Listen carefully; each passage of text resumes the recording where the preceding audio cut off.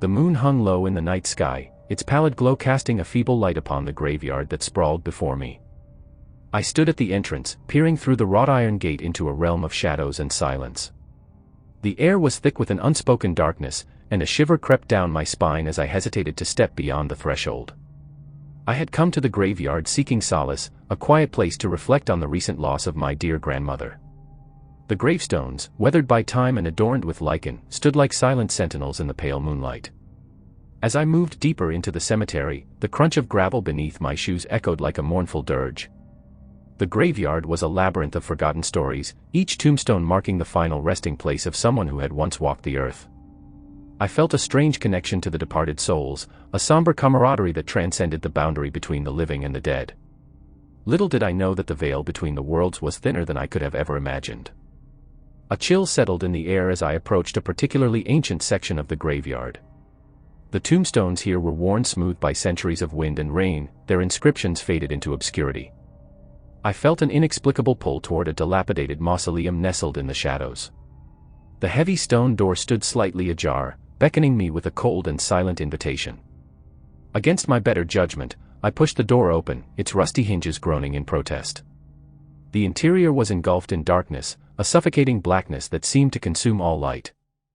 I fumbled for my flashlight, its beam cutting through the void and revealing a chamber of forgotten souls. Cobwebs hung like ethereal drapes, and the air was thick with the scent of mildew and decay. The silence within the mausoleum was broken only by the soft patter of unseen creatures scurrying in the darkness. As I moved further into the chamber, the temperature plummeted, and I could see my breath materializing in the frigid air.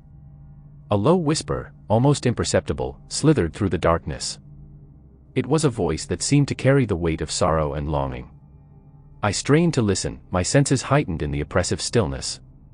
The whisper grew louder, morphing into a chorus of anguished voices that reverberated through the tomb-lined walls.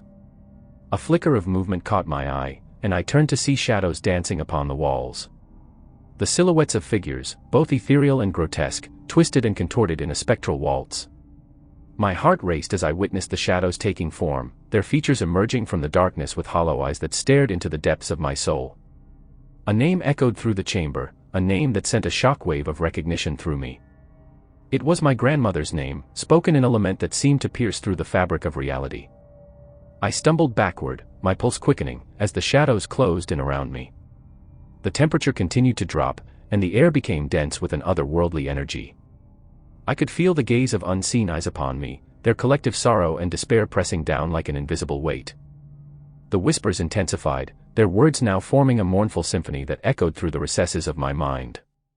In a desperate attempt to escape, I retraced my steps toward the mausoleum's entrance. The shadows followed, their haunting dance growing more frenetic with each passing moment. The air crackled with an unnatural electricity as I stumbled back into the moonlit graveyard, the mausoleum door slamming shut behind me with a reverberating thud. I stood there, breathless and trembling, as the graveyard itself seemed to come alive. The tombstones whispered secrets that the wind carried away, and the skeletal branches of ancient trees reached out like bony fingers toward the heavens.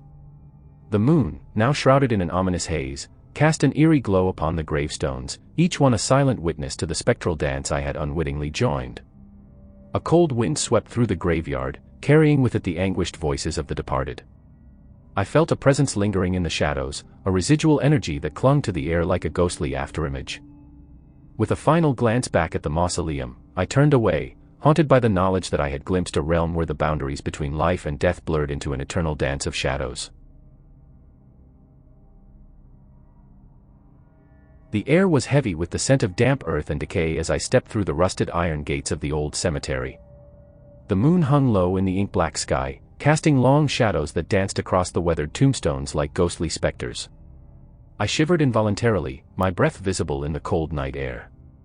I had always been drawn to the macabre, fascinated by the stories of restless spirits and haunted graveyards. Tonight, however, the thrill of the unknown was replaced by an unsettling sense of foreboding. The graveyard seemed to pulse with a malevolent energy, and I couldn't shake the feeling that I was being watched. As I wandered deeper into the graveyard, the crunch of fallen leaves beneath my boots echoed through the silence. The pale light of the moon filtered through the gnarled branches of ancient trees, casting eerie patterns on the ground. My footsteps quickened, a nervous rhythm in tune with the increasing beat of my heart. A chill crept up my spine as I stumbled upon an old, neglected mausoleum hidden in the shadows. Its stone facade was weather-worn, and the heavy wooden door creaked open with a spine-chilling groan as I pushed it ajar. The darkness within seemed to swallow the feeble moonlight, and I hesitated at the threshold.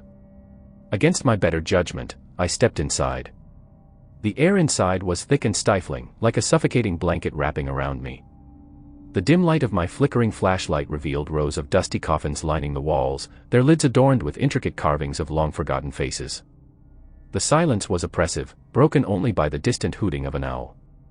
As I moved deeper into the mausoleum, a soft whisper echoed through the chamber, sending a shiver down my spine. I strained to listen, my ears picking up the faint sound of hushed voices that seemed to emanate from the very walls themselves. The words were unintelligible, a spectral symphony that echoed with the anguish of the departed. A sudden gust of wind extinguished my flashlight, plunging me into complete darkness. Panic seized me as I fumbled to relight it, my hands trembling. When the feeble beam flickered back to life, the atmosphere in the mausoleum had changed. Shadows danced along the walls, contorting into grotesque shapes that seemed to writhe with unseen life. A cold breeze swept through the chamber, carrying with it the unmistakable scent of decay. My eyes widened in horror as I saw the lids of the coffins begin to shift, as if disturbed by some unseen force. The whispered voices grew louder, their mournful tones rising to a haunting crescendo that filled the air with an otherworldly lament. I stumbled backward, my heart pounding in my chest.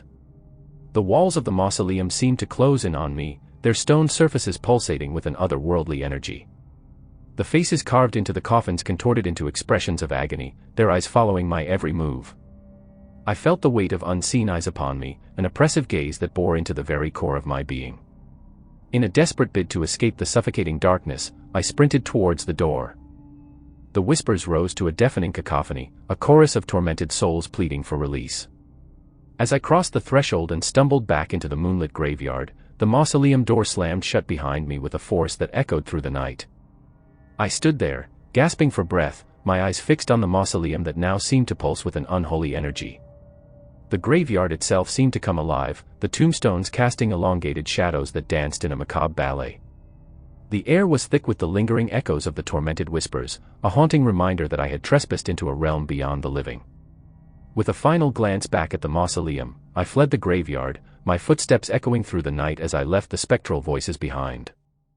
The chill of the graveyard lingered in the air, a chilling reminder that some places are better left undisturbed. The graveyard stretched out before me, a desolate landscape of crumbling tombstones and gnarled trees, their branches reaching toward the moonlit sky like skeletal fingers. The air was thick with a damp coldness, and the only sound that dared to break the silence was the distant hoot of an owl. I shivered, not just from the chill in the air, but from the undeniable sense that I was not alone. I had always been drawn to the macabre, fascinated by the mysteries that lurked in the shadows. Tonight, however, was different. The moon hung low, casting long shadows that seemed to move with a life of their own. As I ventured further into the graveyard, the crunch of dead leaves beneath my boots echoed like a dirge, a mournful accompaniment to my uneasy footsteps. The gravestones stood like sentinels, their surfaces weathered by the relentless passage of time. One particular monument caught my eye, an ancient mausoleum, its stone facade etched with intricate carvings that seemed to tell a story of long-forgotten sorrow. The heavy iron door stood slightly ajar, a silent invitation to explore the secrets hidden within. Against my better judgment, I pushed the door open. The rusty hinges groaned, protesting the intrusion. Inside, darkness enveloped me like a suffocating shroud. I fumbled for my flashlight, the feeble beam cutting through the shadows as I stepped into the heart of the mausoleum. The air inside was thick, stagnant, and carried a scent of decay that made my stomach churn. Cobwebs clung to the corners, as if the very essence of the place resisted the intrusion of the living. The beam of my flashlight revealed rows of crypts, their cold surfaces gleaming in the pale light. I hesitated but pressed on, drawn deeper into the heart of the mausoleum. As I ventured further, the air seemed to grow colder, almost tangible in its hostility. The beam of my flashlight flickered, casting erratic shadows that danced on the walls. I could hear whispers, soft and indistinct, like the rustling of leaves in the wind. Goosebumps prickled along my arms as a voice, barely audible, called my name from the depths of the darkness. Emily. I froze, my breath catching in my throat. The voice was hauntingly familiar, a whisper from the past that sent shivers down my spine. I strained to listen, the silence of the mausoleum broken only by the distant hooting of the owl outside. The name echoed again, this time accompanied by a soft sob that seemed to reverberate through the stone walls. "Emily, why did you leave us?" The voice carried a weight of sorrow that gripped my heart. I stumbled backward, my flashlight flickering more violently as the temperature in the mausoleum plummeted. The whispers grew louder, a chorus of voices pleading, mourning, and accusing. I clutched my ears, desperate to block out the haunting symphony that surrounded me. A dim light flickered at the end of the chamber, drawing me like a moth to a flame. As I approached, the shadows seemed to coalesce, taking on the form of figures standing in the gloom. Their faces were obscured, shrouded in darkness, but their eyes gleamed with an otherworldly luminescence. I recoiled, the beam of my flashlight revealing the ghostly visages of people I had long believed to be at rest. Family members, friends, and even faces I couldn't quite place stared at me with hollow eyes. Their whispers grew into anguished wails, filling the mausoleum with a cacophony of despair. The walls seemed to close in on me, the air heavy with the weight of the departed. In a panic, I turned to leave, only to find the heavy iron door had swung shut, sealing me within the mausoleum's suffocating embrace. The whispers intensified, their mournful tones turning accusatory. "Why did you abandon us, Emily?" The figures advanced, their ethereal forms gliding toward me with an otherworldly grace. I stumbled backward, my hands frantically searching for an escape route. The temperature continued to drop, my breath now visible in the frigid air. Suddenly, the figures halted, their mournful cries silenced by an even more ominous presence. A shadow, darker than the blackest night, emerged from the depths of the mausoleum. It coiled and contorted, taking shape in the form of a hooded figure, its face obscured by the folds of a tattered cloak. The air grew still, and an oppressive silence settled over the chamber. The hooded figure raised its head, and I felt its unseen gaze pierce through the very core of my being. A voice, ancient and otherworldly, echoed in my mind.